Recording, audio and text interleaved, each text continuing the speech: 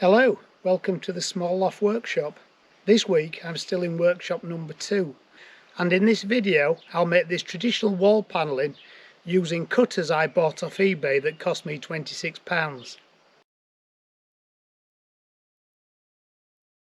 So this project started life out in the Small Loft Workshop, and the first task was cut some timber to length. The project is pretty much made out of inch by 6 timbers with some inch by 4s for the framing. Each of the 4 panels consist of 3 pieces of timber, and I matched these as best as I could, ensuring that I rotated the growth ring direction to keep the panels stable.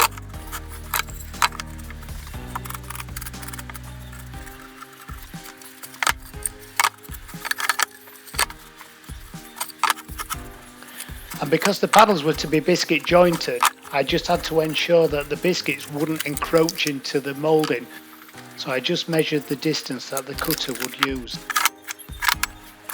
For the panel that didn't sit together correctly, I used my spirit level to mark a straight line. Now I know I shouldn't be using my block plane to do this. As I have explained in one of my later videos, I had my tools stolen a few years ago and I've never replaced my plane collection. Once all the panels sat together, I reached for my cheap biscuit jointer and then added some biscuits. I really love this machine.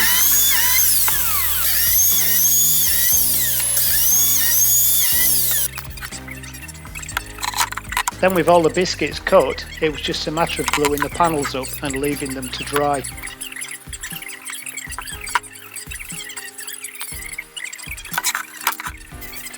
Now it was around this time that I had the opportunity to escape to workshop number 2, so I took all the materials with me that I'd made so I could complete the project here. I had spent time creating a dust shroud for my router table just for this project. And because I don't have a router table here that will take an 1/2 inch router, the first job I had to do was actually make a router table. So I bolted my 1/2 inch Aboa router to a piece of melamine faced chipboard and cut an hole in for the cutters, and then using a piece of 2x4 timber I made a fence. Marking it out to the width of the cutter,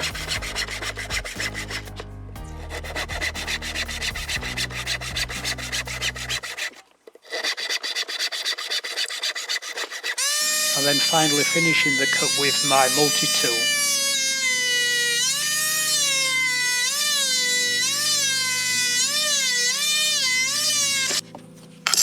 Then the fence was just attached to the base using 2 clamps.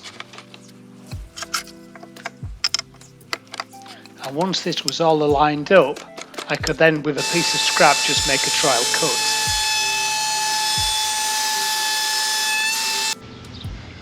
So that's 10mm deep, so the rails need to be 10mm longer, 20. The rails need to be 20mm longer than the size between them. So now I have this information, I can set out the height of the panels and the rail. It needs to be 820mm high, which is 32¼ inch.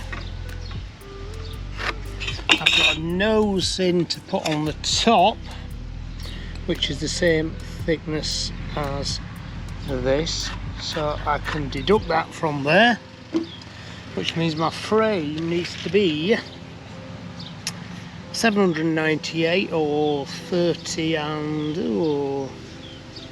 31 3/8 tall. My top rail is 95mm. That's there, and my bottom rail is 145mm, so that's 5 3/4.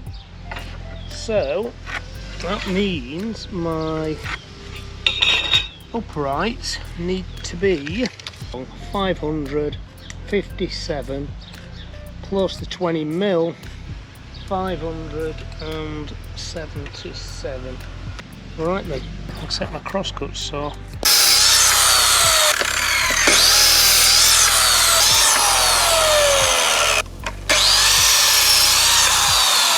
With the rails cut to length, I can now feed them through the router and put the moulds on each side.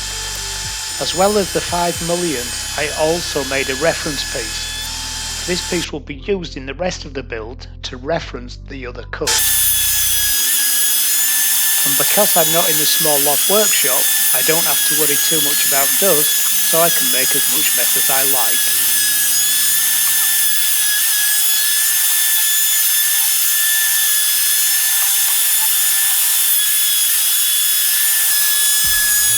Moving my router table back into the shade later in the day,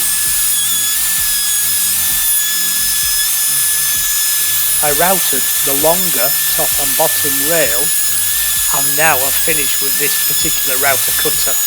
I then swapped to the other cutter in the set. So I need to make some push block just to push them across. Now this is square. I've tried that with my square and I know that's square. So I know that'll hold that square. So really what I need is some kind of an handle. What I need is some kind of handle and also just something on here just to clamp down. I think I'll get a piece of sandpaper and a piece of timber just screwed across that to hold that, and then just something to form an handle. Bit of sandpaper there, like that, and that.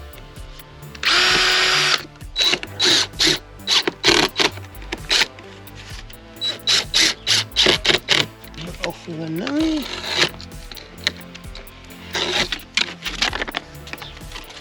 Clamp onto that as well, just hold that with my hand. So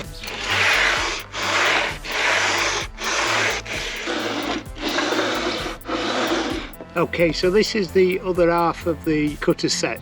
This is the cutter that's going to put the profile on the ends of the mullions to coincide with the groove that we've already put in. In essence, it's creating a little tenon to sit in the groove. So now, using my primitive coping sled, I could just profile the end of the mullion. And then, to hold the whole thing together, I just put some pocket hole screws in the rear of the mullions. Now the next job was to put the frame together temporary, just so I could get a proper measure for the panels. And seeing it was a really hot Sunday evening, I enjoyed a beer whilst I was doing this.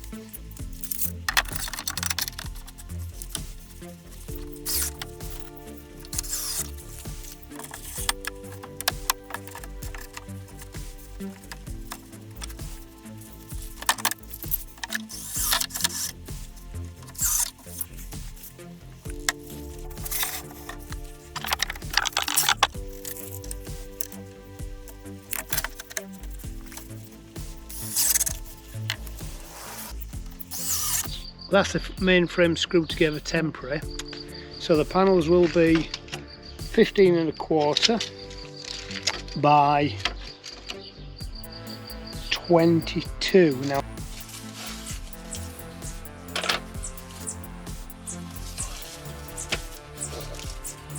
Now here's where I started to come unstuck with this particular router.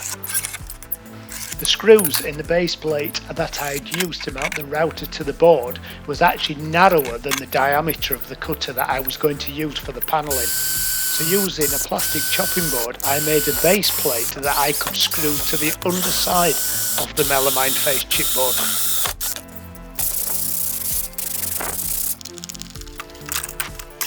In hindsight, this Aboa router is not ideally suited to table mounting, which is also why you can see some tape here. The actual motor doesn't stay on, so I had to tape it in the on position. Please don't try this at home, kids. Next I had to make room for the cutter by cutting a larger hole in the MFC top. The plastic base plate was then bolted to the melamine face chipboard top. Now I got past this stage, I could now get my saw out and cut the panels to width. And then using my Titan track saw, I cut the panels to length. And finally, after all that messing around, I could now start to mould the panels. You will notice I have put some grooves in the back of the panels just to try and keep them stabilised. I ran the panels through the router a few times, increasing the depth of the cutter a mil or two at a time. I think in the end each panel went through 8 times.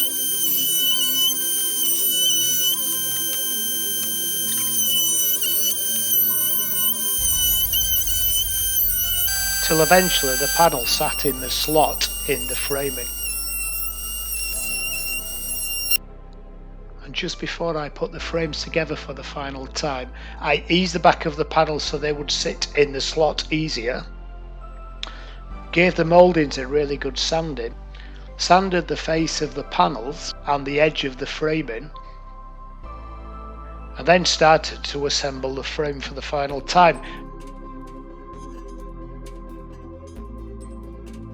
Applying glue to the end of the mullions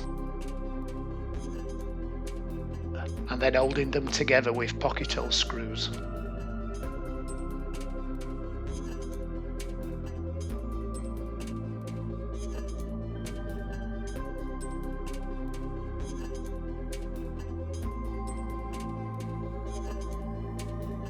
Like any glue up, once the glue hits the timber, everything seems to start to become a struggle, but after a little bit of perseverance, I managed to get the whole thing assembled.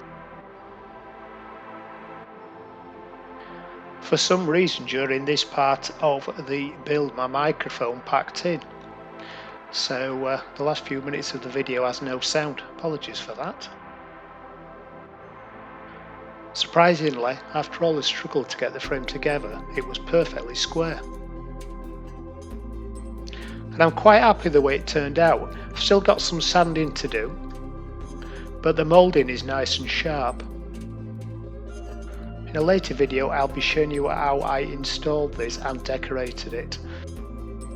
Thanks for watching. If you find this video useful or informative, please remember to hit subscribe and the thumbs up. It does motivate me to make more videos, and until next time, bye.